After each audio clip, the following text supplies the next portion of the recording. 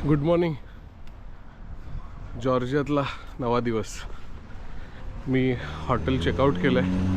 मी 9 वाजता एक tour book केली 10 वाजताची आणि मग ब्रश, आंघोळ, बॅग भरणं, एवढी मोठी बॅग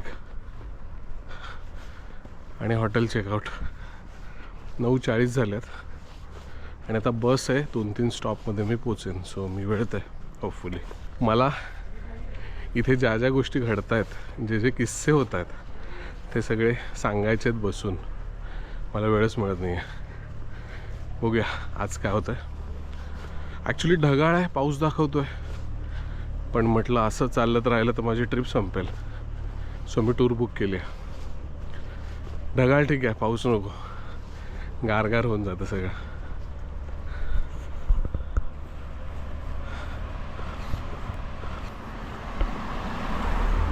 सो इथे ही पब्लिक स्कूल आहे. काल पालक उभे होते बाहेर पोरांना घ्यायला. ओके, सो हा बस स्टॉप आहे. हां, आणि इथून रोड क्रॉस करायचा आहे.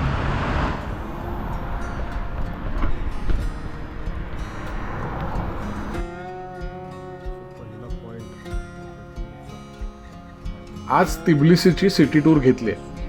आमची गाईड कॉलेजमध्ये शिकणारी मुलगी होती. सगळ्यात आधी आम्ही मेटेकी चर्चमध्ये गेलो. कुरा नदीच्या किनारी उंच कड्यावर 13व्या शतकात ते बांधलंय. त्यामुळे आपोआपच तिबलिसीचा महत्त्वाचा लँडमार्क झालाय.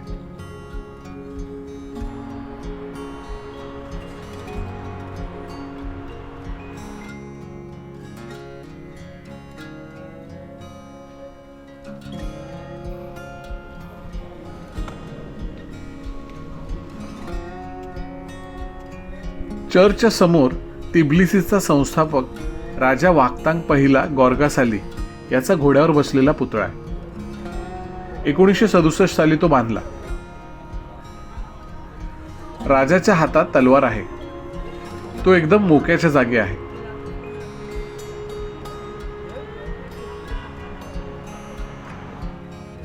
तिबलिसी शहरात मध्येच उंच कडे आहेत. त्यावर काही महत्त्वाच्या वास्तू आहेत. सगळ्या शहरात फिरताना बऱ्याचदा हा चढ उतार करावा लागतो. जुन्या तिबलिसीच्या दगडी रस्त्यांवरून जाताना भारी वाटतं. मध्ययुगाची आठवण येत राहावी म्हणून मुद्दाम तसे मेंटेन केलेत.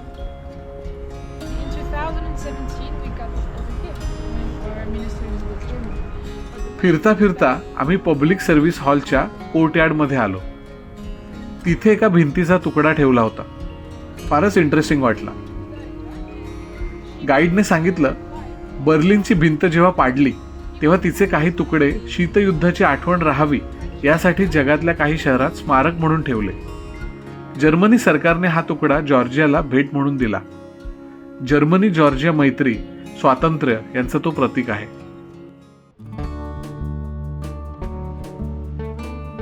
आता आम्ही केबल कारने शहराच्या पलीकडच्या टोकावर जायला निघालो.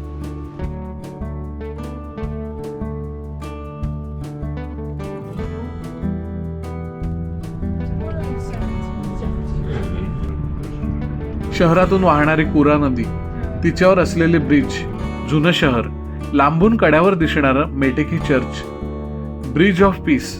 शांतपणे प्रवास सुरू होता.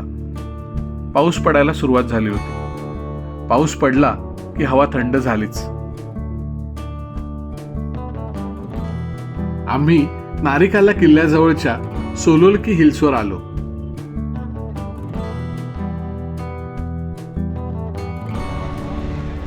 एका भव्य पुतळ्याजवळ गाईड आम्हाला घेऊन आले. खूपच खास पुतळा होता. एका हातात तलवार, एका हातात कसलं तरी भांड.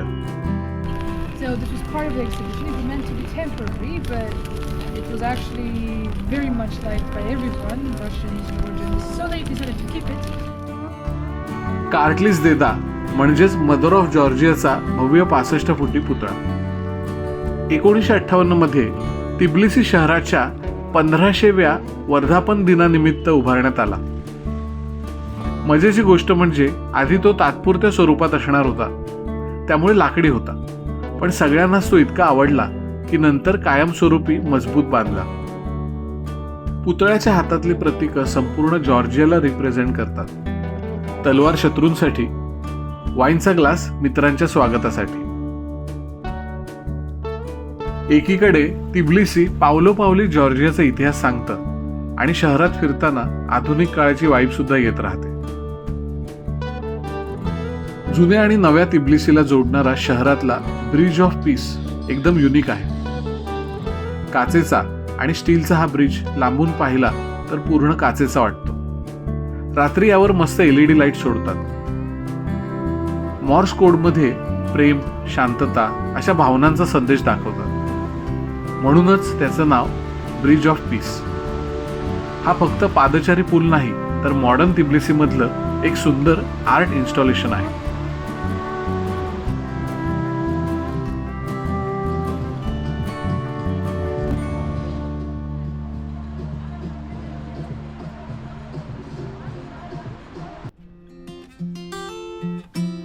छोट्याशा गल्लीतल्या रस्त्यावरून जाताना आर्ट डिस्प्ले होता. चित्रांमुळे सगळा रस्ताच कलरफुल, जिवंत झाला होता.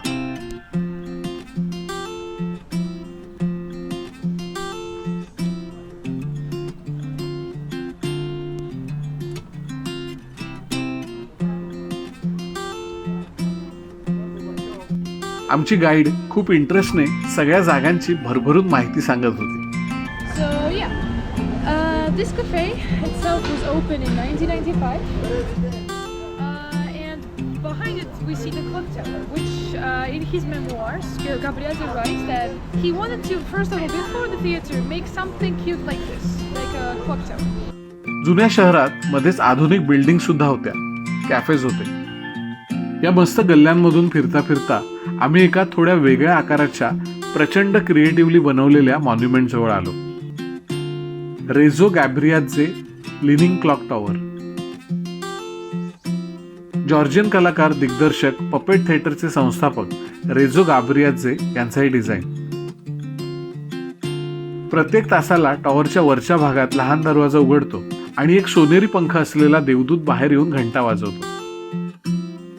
दिवसातून 2 वेळा इथे द सर्कल ऑफ लाईफ नावाचा पपेट शो सुद्धा होतो.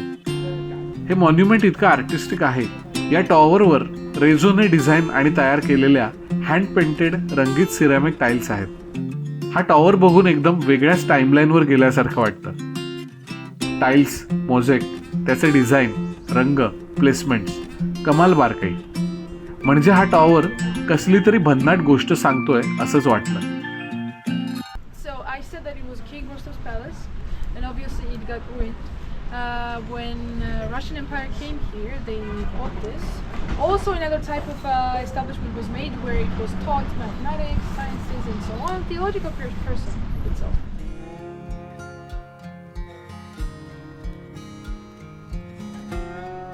सिटी टूर घेताना शहराची सविस्तर माहिती मिळत होती.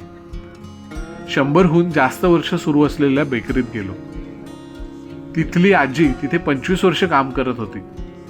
तिने मस्त हसून आमचं स्वागत केलं. खूप मोठी बेकरी होती. मधोमध जुन्या काळापासून असलेली ब्रेड भाजायची भट्टी होती. गाईडने काही पेस्ट्रीज सजेस्ट केल्या. बेकरीतून एक लोकल पॅटिस आणि ड्रिंक घेतलं. नंतर तिब्लिसीच्या भुयारी बाजारात गेलो. मैदान बाजार या नावावरूनच समजतं की एकेकाळी हा बाजार मोकळ्या मैदानात भरायचा. आज जाताना अंदाज आला नाही की बाजारात काय काय असेल, पण वेगवेगळ्या वस्तूंनी, सोव्हेनियर्सनी खचाखच भरलेलं मार्केट बघून थक्क झालो. सिल्क रोडच्या काळात हा बाजार मुख्य ट्रेंडिंग हब होता. याचं हे अंडरग्राऊंड बांधकाम नंतर केलं गेलं. इथे टुरिस्ट निवांतपणे मस्त शॉपिंग करत असतात.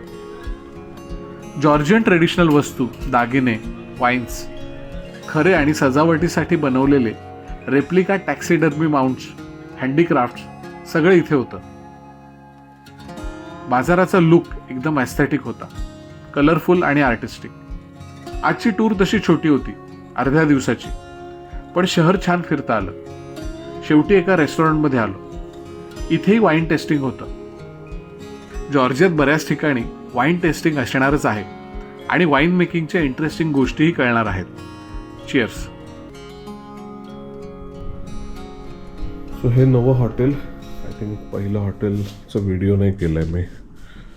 ओके, आणि हा व्ह्यू ज्यासाठी मी हॉटेल घेतलं.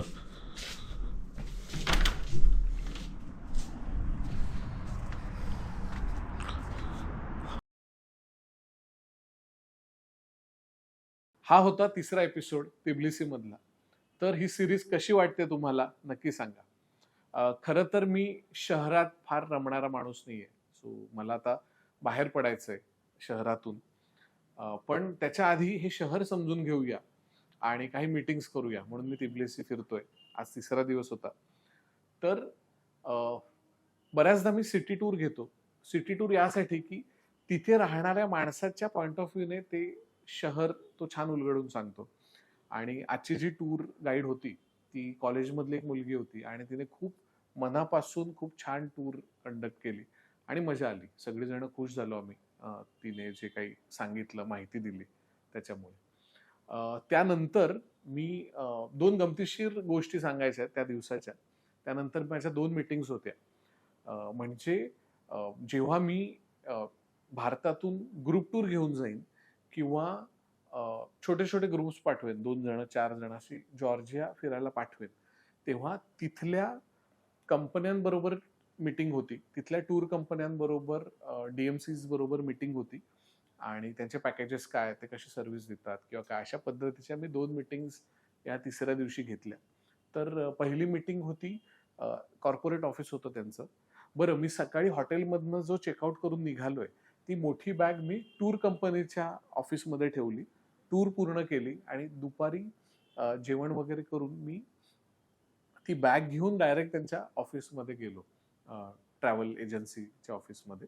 आणि तिथे मी मोठी बॅग साईडला ठेवली आणि तिथे मी मीटिंग घेतली आणि त्यांच्याशी गप्पा मारल्या. त्यांनी सगळ्या ऑफिसमध्ये माझी ओळख करून दिली आणि छान गप्पा झाल्या. माझ्या आयडियाज, त्यांच्या आयडियाज, त्यांची काही रेडी पॅकेजेस त्यांनी पाठवली की टुरिस्टसाठी काय बेस्ट असू शकतं वगैरे, या सगळ्या गोष्टी झाल्या. त्यानंतर मी बॅग घेऊन मग हॉटेलमध्ये चेक इन केलं, तिथे बॅग ठेवली आणि आणखी एक माझी मीटिंग होती. ती खूप इंटरेस्टिंग असणार होती. मी ज्या DMCला कॉन्टॅक्ट केलेला, ज्या कंपनीला, त्याचा जो मालक होता त्याने मला सांगितलं की तू डायरेक्ट आपण डिनरला जाऊया.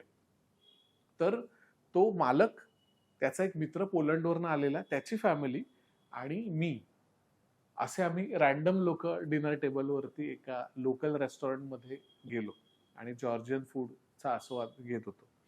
त्यात मध्येच त्या मालकाची एक मैत्रीण येऊन गेली आणि ती आली, सगळ्यांना हाय हॅलो केलं, भेटले आणि ती निघून गेली असं. सो अशा पद्धतीने खूप इन्फॉर्मल पद्धतीने आमची भेट झाली आणि हे मला खूप इंटरेस्टिंग वाटलं की ओळख नसताना पण असं डायरेक्ट त्याने बोलवलं डिनरला आणि असं आमच्या छान गप्पा चाललेल्या.